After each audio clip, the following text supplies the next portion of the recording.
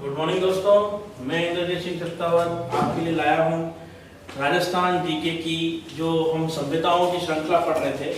उस श्रृंखलाओं में उस श्रृंखला में हमने कालीबंगा की बात करी है, हमने आहड़ की बात करी है, हमने बालाथल की बात करी है, हमने गणेश्वर की बात करी है और उसी क्रम में आज बात करते हैं हम रंग महल का।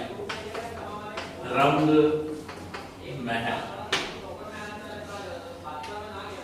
देखिए, रंग महल की बात करने से पहले मैं आपको एक बार वापस पुनः आपसे रिक्वेस्ट करता हूं कि आप हमारे चैनल एचपी एजुकेशन और आईएएस एजुकेशन हब को लाइक कीजिए, शेयर कीजिए और बेल आइकन दबाइए और जो भी कमेंट से आपके उसके ऊपर आपको डाल सकते हैं और वो हमारे लिए एज ए सुझाव काम करते हैं, तो हम उसी के संदर्भ में फिर आगे बढ़ने की कोशिश करते हैं। बात करते हैं हम रंग महल की। रंग महल महत्वपूर्ण सभ्यता है। रंग महल कहाँ पर है? तो पहला क्वेश्चन आपकी ये पूछेगा रंग महल है कहाँ पे? तो रंग महल है राजस्थान के हनुमानगढ़ जिले में। पहला क्वेश्चन अगर आ जाए कि रंग महल नामक सभ्यता कहाँ पर स्थित है, तो रंग महल नामक सभ्यता कहाँ पर स्थित है? राजस्थान के हनुमानगढ़ जिले में स्थित है। दूसरा, ये सभ्यता किस नदी के किनारे पर स्थित है? तो ये सभ्यता जो है ये गग्गर नदी के तट पर स्थित है। गग्गर नदी को आप प्राचीन सरस्वती नदी कह सकते हैं। प्राचीन सरस्वती नदी कह सकते हैं। अगर आपको राजस्थान के मैप में रंग महल की लोकेशन दिखानी हो तो हनुमानगढ़ जिले में स्थित है। देखिए, ये राजस्थान और ये जो है ये गग्गर नदी है और यहां पर रंग महल की लोकेशन आती है। अगर आपसे पूछा जाए रंग महल कहां पर है तो हनुमानगढ़ जिले में कौन सी नदी के किनारे? तो गग्गर नदी के किनारे। अब दूसरी बात आती है इस सभ्यता का उत्खनन कब किया गया? तो इस सभ्यता का उत्खनन किया गया है 1952 से 54 के मध्य। क्वेश्चन ये बनता है रंग महल नामक सभ्यता का उत्खनन कब किया गया? तो रंग महल नामक सभ्यता का उत्खनन किया गया है 1952 से 54 के। दूसरा क्वेश्चन इससे यहां से ये बनेगा कि रंग महल नामक सभ्यता का उत्खनन किया किसने है? तो इसका उत्खनन जो है एक स्वीडिश दल ने किया है। एक स्वीडिश दल ने किया है। स्वीडिश दल अर्थात ये दल जो है ये स्वीडन का है। स्वीडन जो देश है वहां का एक दल है, उसी ने यहाँ पे उत्खनन का कार्य किया है। इस स्वीडिश दल के अंतर्गत 3 प्रमुख विद्वान हैं। एक विद्वान का नाम है हन्ना रीड, एक विद्वान है हन्ना रीड, दूसरा है के हचिसन।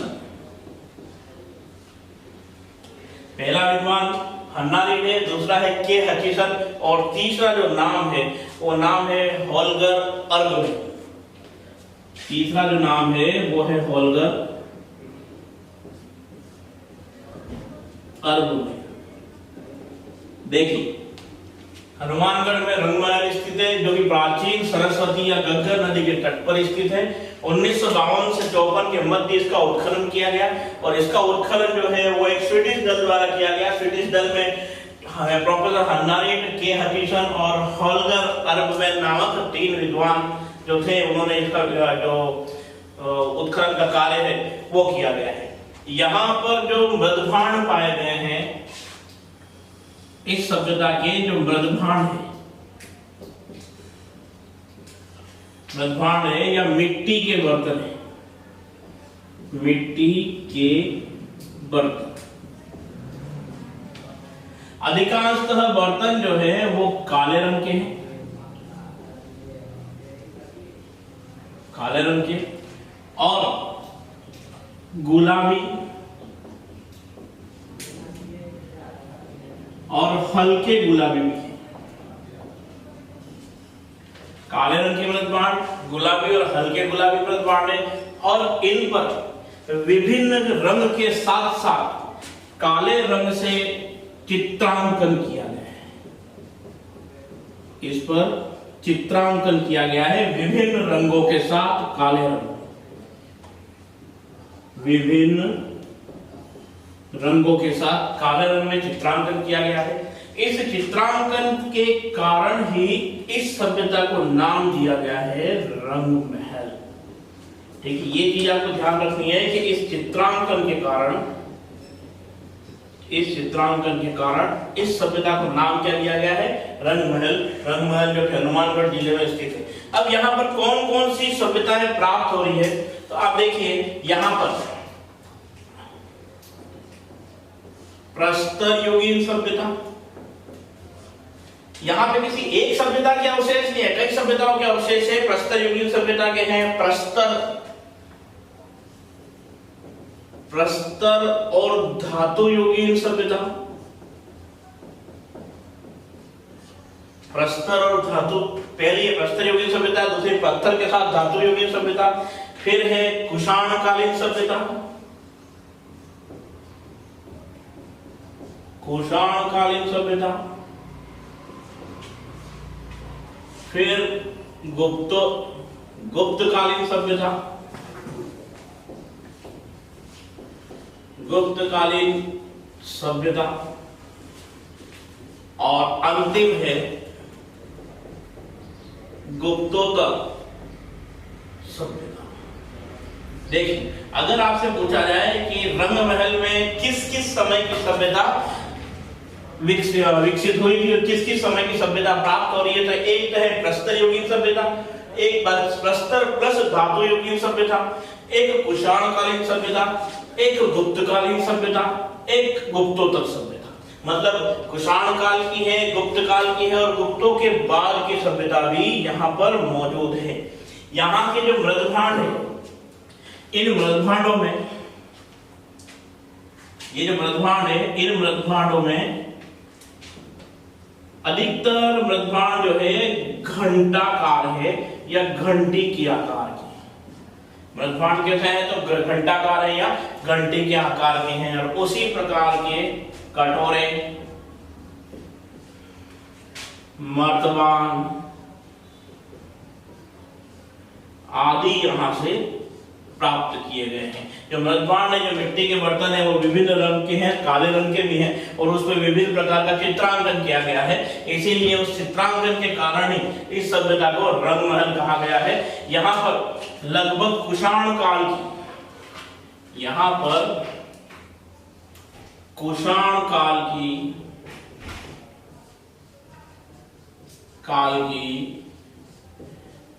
105 मुद्राएं भी प्राप्त हुई। देखिए, 105 मुद्राएं हैं और कब की है? तो कुषाण कालीन मुद्राएं हैं, लगभग 105। और ये मुद्राएं जो है वो तांबे से बनी हुई है। किससे बनी हुई है? तांबे से। और तांबे के बाद यह पंचमार्क श्रेणी की मुद्राएं हैं।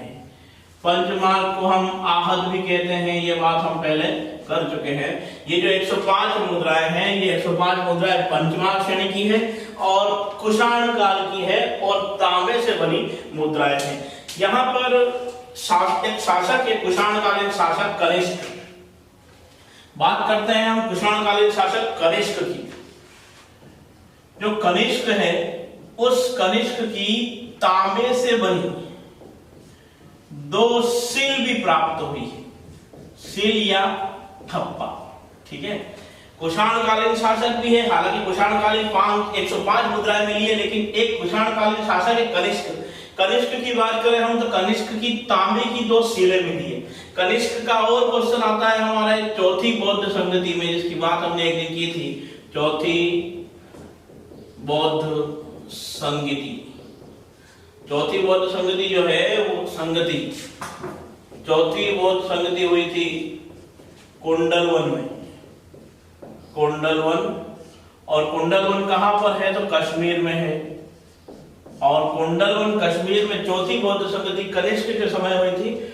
और इसके समय जो अध्यक्ष थे वो थे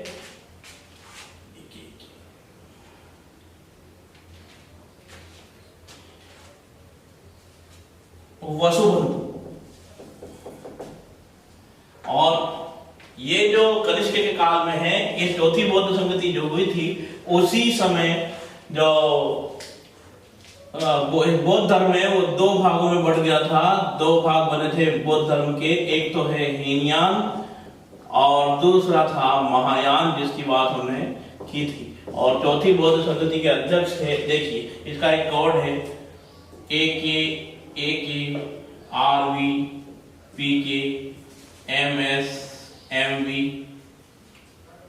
483 383 251 प्रथम सदी। अजातशत्रु, कालाशोक, अशोक, कनिष्क, राजगृह, वैशाली, पाटलिपुत्र, कुंडलवन, कश्मीर, ये है महाकश्यप, सवाकमीर, मौखलीपुत्र, तीस और वसुबंधु। ये जो है इस समय अध्यक्ष थे और अश्व घोष जो थे वो उपाध्यक्ष थे इस संगति में। पहली बौद्ध संगति हुई थी 483 ईसा पूर्व में, दूसरी हुई थी 383 ईसा पूर्व में, तीसरी हुई थी 251 में और चौथी हुई थी प्रथम सदी में। और उस समय शासक जो थे वो कनिष्क थे। कनिष्क की जो दो तांबे की सिल है, वो दो तांबे की सिल कहाँ से प्राप्त हो रही है? रंगमहल से प्राप्त हो रही है। और यहाँ पर एक कटोरा प्राप्त हुआ है। यहाँ पर ये जो कटोरा प्राप्त हुआ है, ये कटोरा आज भी स्वीडन के म्यूजियम में पड़ा हुआ है। स्वीडन के म्यूजियम में पड़ा हुआ है। यहाँ पर एक मूर्ति मिली है। वो जो मूर्ति है वो मूर्ति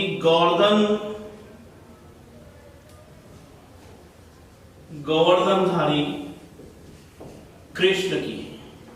अर्थात भगवान कृष्ण ने गोवर्धन पर्वत को अपनी उंगली पर उठा रखा है और खुद ने मोर पंख युक्त मुकुट धारण किया हुआ है। ऐसी एक मूर्ति कहां से प्राप्त हो रही है? तो रंगमहल से प्राप्त हो रही है। वापस देखिए इसे, रंगमहल हनुमानगढ़ जिले में स्थित है, घग्गर नदी के तट पर। घग्गर नदी को प्राचीन सरस्वती कहा गया है। इस सभ्यता का उत्खनन जो है 1952 से 54 के मध्य एक स्वीडिश दल ने किया है। स्वीडिश दल के प्रमुख हैं हन्नारेट के हचिसन होलगर अर्ग में। यहाँ से जो मृदभांड प्राप्त हो रहे हैं, मिट्टी के बर्तन, वो काले और गुलाबी, हल्के गुलाबी रंग के हैं और इस पर चित्रांकन किया गया है विभिन्न रंगों में। चित्रांकन के कारण ही इस सभ्यता को रंगमहल कहा गया है। घंटाकार बर्तन यहाँ की प्रमुख विशेषता है। यहाँ से प्राप्त एक कटोरा जो है वो स्वीडन के म्यूजियम में पड़ा है। यहाँ पर प्रस्तर युगीन सभ्यता, प्रस्तर धातु युगीन सभ्यता, कुषाण कालीन सभ्यता, गुप्त कालीन सभ्यता, गुप्तोत्तर कालीन सभ्यता के अवशेष प्राप्त हुए हैं। यहाँ पर कुषाण काल की 105 तांबे की पंचमार्क या आहत मुद्राएं मिली हैं और यहीं पर कुषाण कालीन शासक कनिष्क के समय की 2 तांबे की मुद्राएं, 2 तांबे की सिल प्राप्त हुई है। यहीं पर गोवर्धनधारी कृष्ण की मूर्ति भी प्राप्त हो रही है। और कनिष्क की बात की थी तो कनिष्क के समय ही कुंडलवन कश्मीर में चौथी बौद्ध संगति हुई थी और जहां पर बौद्ध धर्म 2 भागों में विभाजित हो गया था, हीनयान और महायान। ओके,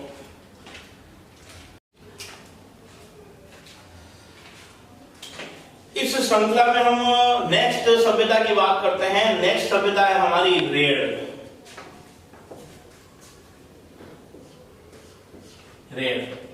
पहला क्वेश्चन आएगा, रेड कहां पर स्थित है? तो रेड स्थित है निवाई टोंक में। देखिए निवाई टोंक का नाम आता है, एक चीज और बताता हूं मैं आपको, कौन सी नदी के किनारे है? तो ढील नदी के किनारे। जब निवाई का नाम आया है तो निवाई से हमको याद आना चाहिए वनस्थली विद्यापीठ। वनस्थली विद्यापीठ, इस वनस्थली विद्यापीठ से जुड़े हुए हैं हीरालाल शास्त्री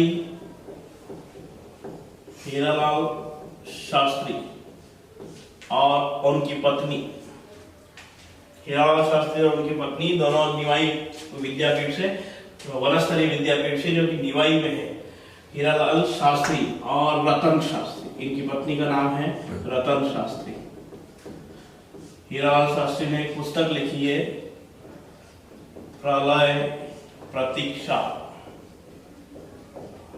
एक संगीत है ये, नमो नमो, ये हीरालाल शास्त्री की का संगीत है। और रतन शास्त्री जो है वो हीरालाल शास्त्री की पत्नी है। रतन शास्त्री के बारे में एक बार क्वेश्चन बना था, कहाँ की है, तो ये खाचरोद, रतलाम,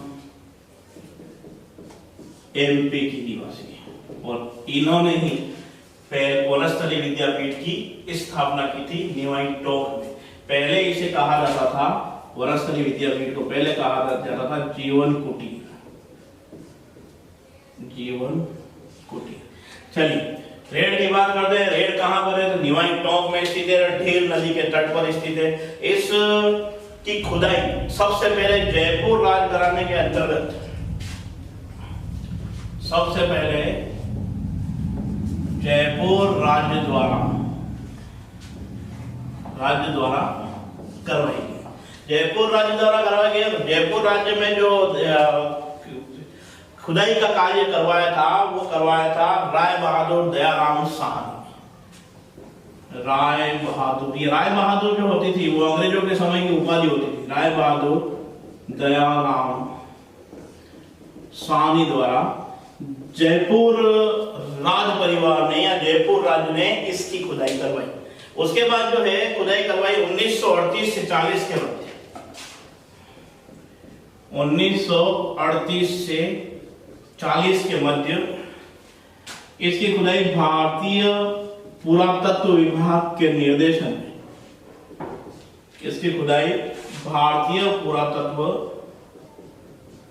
विभाग के निर्देशन में करवाई गई। और ये जो खुदाई थी, ये खुदाई करवाई गई कैलाश नाथपुरी के निर्देशन, कैलाश नाथपुरी के निर्देशन। कैलाश नाथपुरी ने इसका संपूर्ण उत्खनन करवाया, बिल्कुल बारीकी से इसका उत्खनन करवाया है। और इस खुदाई के बाद जो सर्वेक्षण किया गया, उस सर्वेक्षण का संपूर्ण वृतांत, इस रेड की खुदाई के सर्वेक्षण का संपूर्ण वृतांत जो था वो एक पुस्तक का नाम था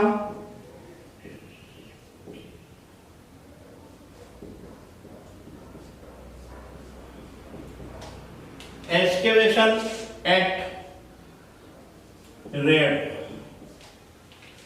इस खुदाई का संपूर्ण जो सर्वेक्षण था, जो संपूर्ण वृतांत था, जो संपूर्ण विवरण था, ये विवरण जो है, ये विवरण कैलाशनाथपुरी ने अपने एक लेख एक्सकेवेशन एक्ट रेड में प्रकाशित करवाया। यह महत्वपूर्ण था। और इसके बाद ये जो सभ्यता है वो लोगों के निगाह में आई है।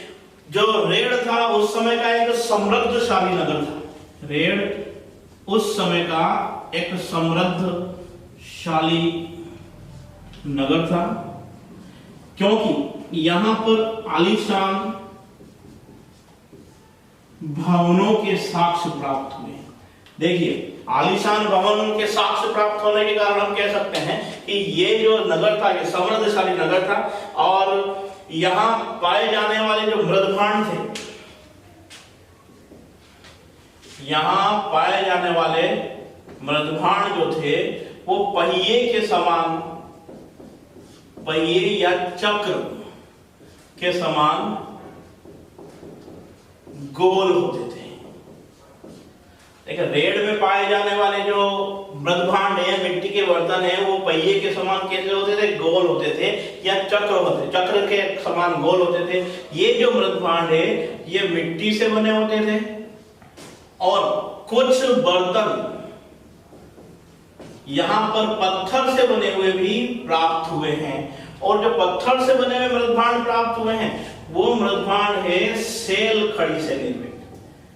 देखिए कैसे कैसे पत्थर है, बर्तन है। यहाँ पर मिट्टी के बर्तन भी हैं। मिट्टी के बर्तन जो है वो चक्र के समान है, पहिए के समान गोल है। और जो बर्तन पत्थर से बने हुए प्राप्त हुए हैं वो पत्थर के बर्तन जो है वो सेल खड़ी से निर्मित है।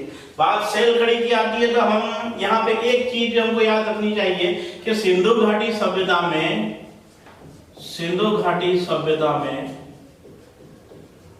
सर्वाधिक जो मोहरें थी, मोहरों की बात कर रहा हूं, मोहर बोले तो सेल, सर्वाधिक सीलें जो थी वो सेल खड़ी से निर्मित थी। सिंधु घाटी सभ्यता की बात की है, किंतु सिंधु घाटी सभ्यता की मोहरें सेल खड़ी से निर्मित है, और रेड जो है, रेड के जो बर्तन है, जो पत्थर से निर्मित बर्तन है, वो भी सेल खड़ी से निर्मित है। और इन मिट्टी के बर्तनों का जो रंग है वो गुलाबी है। मिट्टी के बर्तनों का रंग कैसा है? गुलाबी है या हल्का गुलाबी है। रंग आपको मिट्टी के बर्तन, हमने जब पहली बार साक्ष्य की बात करी थी, हमने कहा था जो जो सभ्यता आएगी उसके बर्तनों का साक्ष्य, कौन से बर्तन प्राप्त हो रहे हैं, वो हम उस सभ्यता के साथ ही बताएंगे ताकि हमको याद करने में आसानी रहेगी। ये जो बर्तन है ये गुलाबी है और हल्के गुलाबी है। आहड़ में हमने काले और लाल बर्तनों की बात की थी, और यहाँ पर अलग प्रकार के हैं जो काले और गुलाबी। अब यहाँ पर सॉरी, गुलाबी और हल्के गुलाबी, यहाँ पर किन किन सभ्यताओं के साक्ष्य प्राप्त हो रहे हैं? तो देखिए, यहाँ पर प्राप्त होने वाले साक्ष्यों में सबसे पहले है पाषाणकालीन साक्ष्य। पाषाणकालीन साक्ष्य, पाषाणकालीन साक्ष्य में यहाँ पर ये जो सेल खड़ी के बर्तन है ये प्राप्त हुए हैं। दूसरा है मौर्यकालीन साक्ष्य, मौर्यकालीन साक्ष्य। तीसरा है शुंगकालीन साक्ष्य, शुंगकालीन साक्ष्य। देखिए, मौर्य वंश का जो प्रारंभ है वो चंद्रगुप्त मौर्य से होता है, और इसका अंतिम जो मौर्य सम्राट है वो बृहदत्त है। बृहदत्त का जो सेनापति है उसका नाम है पुष्यमित्र शुंग। वो पुष्यमित्र शुंग बृहदत्त को मारकर शुंग राजवंश की स्थापना करता है। तो शुंगकालीन साक्ष्य भी यहाँ पर मौजूद है। शुंग के बाद यहाँ पर गुप्तकालीन साक्ष्य है, गुप्तकालीन साक्ष्य है, और गुप्त के बाद गुप्तोत्तर कालीन साक्ष्य भी, गुप्तोत्तर कालीन साक्ष्य भी यहाँ पर प्राप्त हुए हैं। देखिए, रेड में कौन कौन से, वापस देखिए आप, रेड कहां पर स्थित है? तो निवाई टोंक में स्थित है। निवाई टोंक से हमने बात की थी, वनस्थली विद्यापीठ जो है, हीरालाल शास्त्री, रतन शास्त्री ने इसकी स्थापना की है। पहला डीम्ड विश्वविद्यालय है, ये पहला डीम्ड विश्वविद्यालय है वनस्थली विद्यापीठ। और रतन शास्त्री जो कि हीरालाल शास्त्री की पत्नी है, और इन्होंने ही, ये जो रतन शास्त्री ये खाचरोद रतलाम की निवासी है, और इन्होंने ही निवाई टोंक में वनस्थली विद्यापीठ की स्थापना की थी। हीरालाल शास्त्री का गीत और पुस्तक है प्रलय प्रतीक्षा नमो नमो। और रेड जो है वो निवाई टोंक में स्थित है, ढील नदी के किनारे। पहला ही खुदाई जो है वो जयपुर राज्य द्वारा की गई है, और जयपुर राज्य द्वारा किसने की है? तो राय बहादुर दयाराम साहनी ने की है। 1938-40 में इसकी वापस खुदाई की गई, अंतिम रूप से खुदाई की है कैलाशनाथपुरी ने, भारतीय पुरातत्व विभाग के निर्देशन में। और इनका जो सर्वेक्षण का जो संपूर्ण विवरण है वो संपूर्ण विवरण पेश किया गया है एक्सकेवेशन एट रेड नामक एक पत्रिका में, या एक गजट कह सकते हैं आप इसको, या एक मैगजीन कह सकते हैं। इसमें इसका प्रकाशन किया गया। उनके अनुसार ये समृद्धशाली नगर था, आलिशान भवन के साक्ष्य यहाँ पर प्राप्त हुए हैं। यहाँ के जो मृदभांड है वो पहिए के समान, ये चक्र के समान गोल थे, जिनका रंग गुलाबी या हल्का गुलाबी होता था। ये मिट्टी के बर्तन भी थे, और कई बर्तन जो है वो पत्थर से बने हुए प्राप्त हुए। पत्थर के बर्तन है सेल खड़ी। सेल खड़ी से बात की थी हमने, सिंधु घाटी सभ्यता की सभी मोहरें, लगभग अधिकांश तो मोहरें किसकी बनी हुई प्राप्त हुई है? तो सेल खड़ी की प्राप्त हुई है। यहाँ पर साक्ष्य के अंतर्गत पाषाण युगीन साक्ष्य, मौर्यकालीन साक्ष्य, शुंगकालीन साक्ष्य, गुप्तकालीन साक्ष्य, गुप्तोत्तर कालीन साक्ष्य प्राप्त हुए हैं। आप इसका एक बार स्क्रीनशॉट ले लीजिए। Okay, thank you. यहाँ के जो मृदभांड है, एक चीज और नोट कर लीजिए, यहाँ के जो मृदभांड है वो लगभग 500 ईसा पूर्व से 500 ईसा पूर्व से 200 ईस्वी तक के हैं। यहाँ के जो भी मृदभांड है वो मृदभांड 500 ईसा पूर्व से लगा के 200 ईसा पूर्व तक के हैं, ये याद रखिएगा। ओके, प्राप्त क्या क्या हुआ है उसकी, जहां से क्वेश्चन, हालांकि क्वेश्चन कहीं से भी बन सकता है, हमको हर चीज याद रखनी है इसके अंदर। कौन सी नदी है, कौन से जिले में स्थित है, वर्तमान में ये सभ्यता कहां तक पहुंची थी, इस प्रकार से। अच्छा, यहां पर एक पतली गर्दन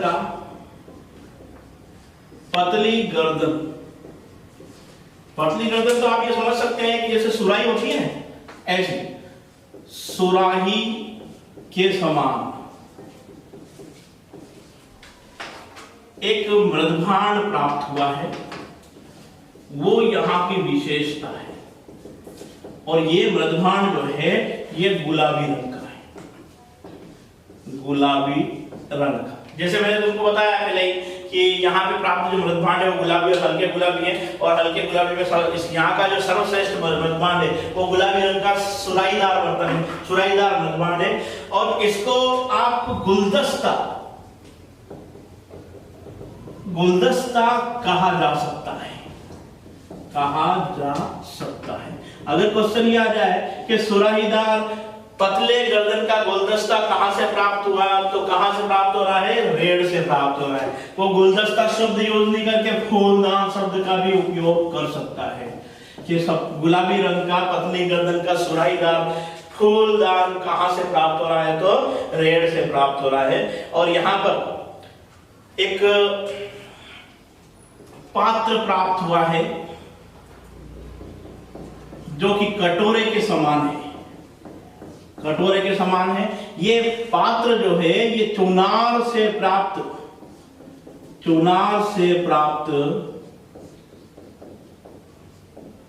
बलुआ पत्थर का है। और ये जो पात्र है ये पात्र मौर्यकालीन कहा जाता है, अगर हम बात करें मौर्यकाल की तो अशोक के जो स्तंभ थे, अशोक के स्तंभ भी चुनार के पत्थरों से बने हुए थे। अशोक के स्तंभ किसके बने हुए थे, चुनार से लाए हुए पत्थर के। ये पत्थर हल्के भूरे और आराम से इसके ऊपर कोई सी भी नक्काशी की जा सकती थी। और चुनार कहां पर है, तो एमपी में स्थित है। उसके बाद यहां एक यक्षिणी की मूर्ति प्राप्त हो रही है। यक्षिणी की मूर्ति प्राप्त हुई। ये यक्षिणी की मूर्ति जो है ये वैसी ही मूर्ति है जैसे कि भरहोत के स्तंभ पर है, भरहोत के स्तूप पे है। सॉरी, बात करें भरहोत के स्तूप पे, तो भरहोत का स्तूप है सतना, एमपी। और ये भरहोत का स्तंभ है शुंगकालीन है। अर्थात ऐसी यक्षिणी की मूर्ति भरहोत के स्तंभ पर भी है और इस यक्षिणी की मूर्ति को भी शुंगकालीन माना जाता है, मौर्यकालीन कटोरा प्राप्त हो रहा है, शुंगकालीन यहाँ पर यक्षिणी की मूर्ति प्राप्त हो रही है। और यहाँ पर बड़ी मात्रा में जो महत्वपूर्ण क्वेश्चन बनता है वो ये है कि यहाँ पर बड़ी मात्रा में लोहे के उपकरण और औजार प्राप्त हो रहे हैं। लोहे के महत्वपूर्ण उपकरण या औजार प्राप्त होने के कारण रेड़ को प्राचीन राजस्थान का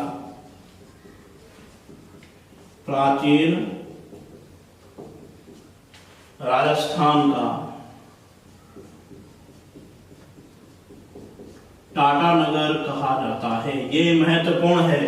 प्राचीन राजस्थान का टाटा नगर कौन सा है, तो रेड़ है। क्यों? क्योंकि यहाँ पर लोहे के कई औजार प्राप्त हो रहे हैं। हाल ही में इस रेड़ से सिक्कों का एक भंडार प्राप्त हुआ है,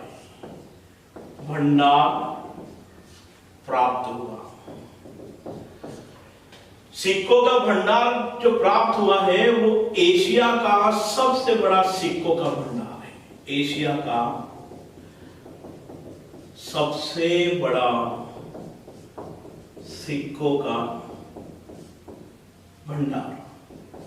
देखिए, रेड से हाल ही में सिक्के प्राप्त हुए। सिक्के जो हैं वो इतने सारे हैं कि एशिया का सबसे बड़ा सिक्कों का भंडार इसे कहा जाता है। अब कितने सिक्के प्राप्त हुए तो देखिए, लगभग 3000 सिक्के पंचमार्क या आहत श्रेणी के। देखिए यहाँ बड़ी संख्या में चांदी के सिक्के प्राप्त हुए हैं, इसीलिए इसे एशिया का सबसे बड़ा सिक्कों का भंडार कहा जाता है। सबसे ज्यादा सिक्के 3075 है जो कि पंचमार्क या आहत सिक्के हैं।